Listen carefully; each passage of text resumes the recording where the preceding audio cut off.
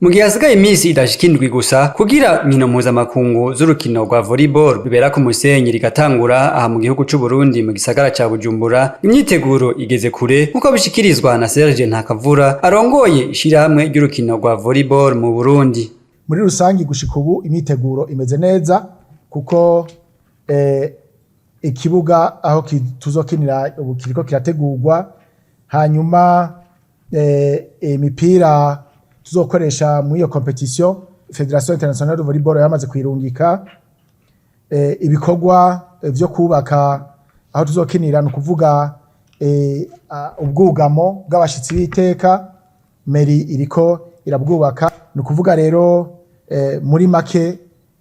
imyiteguro imeze neza. Serge Ntakavura amenyesha kandi ko bifuza ko Uburundi bwokwama bwakira inkino mpuzamakungu buri mwaka. Izi competition rero uyu mwaka ntizizoba ziteguwe kako byara biheze mu mwaka uheze,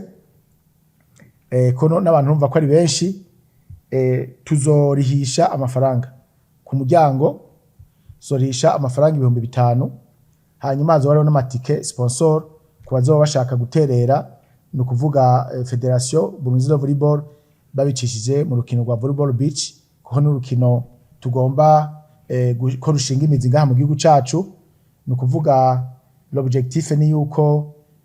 izi nkino zizohora ziba ngaha anyi buri mwaka, mbere nk'uyu mwaka utangurane baza ko zoshobora gukwabilita inkino nyinshi zo ku mucanga, no kuvuga nkino regional cyo kimwe n'ama competition continental, gihe ministère ya jeunesse zo bitwemereye gushika zosubira biherekeze twakire rero urukino nkuru nyene mu mwaka uza. Iryo higanwa rikazitabirwa n'ibihugu 17 biva ku migabane itandukanye igize isi, mu gihe hari hitezwe kuzokwitaba ibihugu bishika ku 30. Mu higanwa ryeruka kubera ngaha mu Burundi mu mwaka uheze rikaba ryari gitabiriwe n'ibihugu bigera ku 8 gusa.